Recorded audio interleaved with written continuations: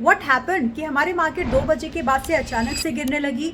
क्या हुआ है ऐसा जिसकी वजह सेंसेक्स, निफ्टी 50 और आपके बैंक निफ्टी और लगभग अगर आप देखेंगे तो एवरी सिंगल इंडेक्स, चाहे वो आप कोई भी उठा लीजिए, अच्छे खासे गिर गए हैं। क्या हुआ है? देखिए अभी 15 मिनट्स अगो एक अपडेट आया है ट्रम्प जी की तरफ से that is no more interested to talk with Iran. तो ईरान के साथ अभी कोई भी जो शांति वार्ता की बातचीत चल रही थी, जिसको लेकर के कई सारे विजिट्स हुए थे, अलग अलग कंट्रीज में बैठक हुई थी, वो अभी सब कैंसल्ड। तो इसका मतलब क्या है? टाइमिंग नोटिस करिए।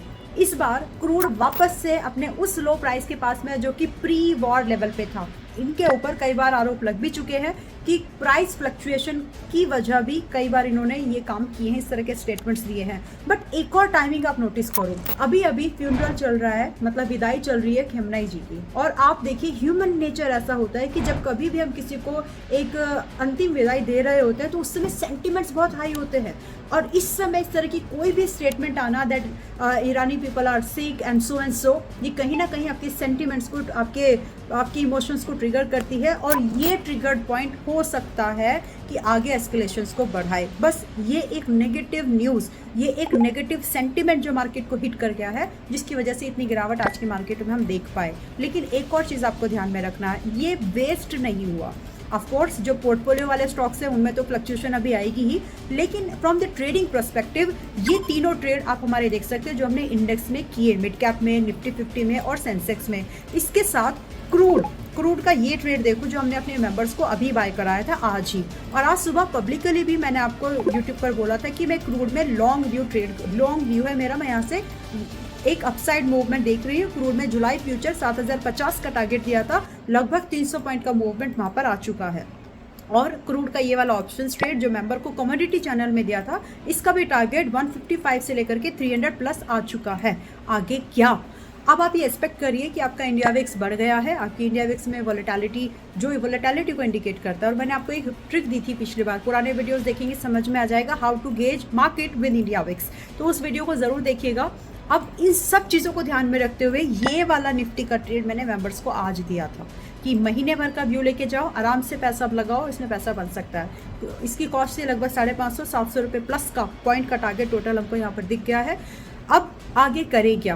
बहुत पैनिक में कुछ बेचने की ज़रूरत नहीं है। पोर्टफोलियो अगर आपका मिड कैप स्मॉल कैप वाला ज़्यादा है, हेज कर लो एक बार के लिए, कुछ दिनों के लिए, क्योंकि मैं लगातार आपको बोल रही हूँ कि थोड़े समय के लिए जिन सेक्टर्स में प्रॉफिट है वहाँ पर प्रॉफिट बुकिंग आ सकती है।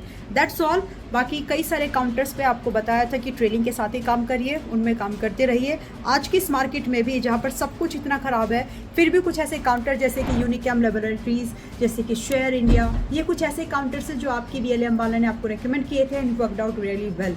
अब सोच समझ के थोड़ा संभल कर काम करिएगा, क्योंकि जब बड़े लोग बदमाशी करते हैं तो मार्केट को उनकी बदमाशी का पैनिक कंडीशन देखने के लिए मिलती है थोड़े समय के लिए। एक चीज़ और ध्यान में रखिएगा, जो हमारी दूसरी मार्केट से जैसे नैस्डैक हो गया या फिर एशियन मार्केट में कॉस्पी, ये सब मार्केट्स जो हैं, यहाँ पर आपके सेमीकंडक्टर एंड आपके chip manufacturing and AI based stocks, IT stocks, इनमें अभी भी गिरावट कंटिन्यू होगी, because there was a profit, जिसने की वजह से प्रॉफिट बुकिंग अभी वहाँ पर एक्सपीरियंस और होनी है।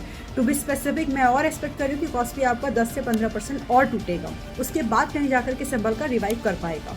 तो इन सब चीज़ों का इम्पैक्ट हमारी मार्केट में IT सेक्टर पर लिमिटेड है, बाकी सेक्टर में सेंटीमेंट वाइज थोड़ा सा बढ़ सकता है। एक और नेगेटिव बात जो है जो मार्केट की सेंटीमेंट्स को खराब करेगी वो है आपका रुपया। आप देखिएगा कि आपकी इंडियन करेंसी अभी वापस से, मैं बात कर ही रही थी ना, 95.50 के ऊपर जाता है तो बेरिश सेंटीमेंट को ट्रिगर करेगा, ओवरऑल मार्केट स्ट्रक्चर को डेंट करेगा वापस से। ध्यान दीजिए, इंडियन फॉरेक्स रिजर्व अभी बहुत लो पर चल रहे हैं, कम है।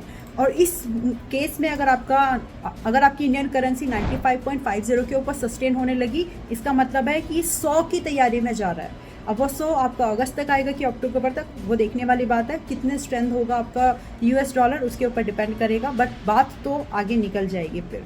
तो फिलहाल के लिए इन सब सिचुएशन के अंदर करें क्या?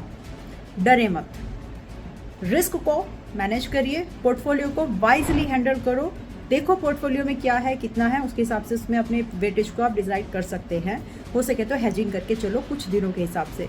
जिन पोजीशन जो आपके एफएनओ वाली पोजीशंस हैं, अगर हो सके तो वहाँ पर हेजिंग करके चलिएगा। Thank you so much. This is me रियाले अंबाला। अच्छा खासा डिस्कशन मुझे लगा आज की इस मार्केट में। 8 जुलाई जब 2:30 हो गए हैं, तो मुझे लगा कि ये अपडेट आप तक पहुँचना चाहिए ताकि आप कोई ख़राब डिसीजन ना ले लें। अपनी इन्वेस्टमेंट को ध्यान में रखते हुए एक सही डिसीजन आप लें। Thank you so much. Wish you good luck. डरना नहीं होता, डर को मैनेज करना होता है। God bless you.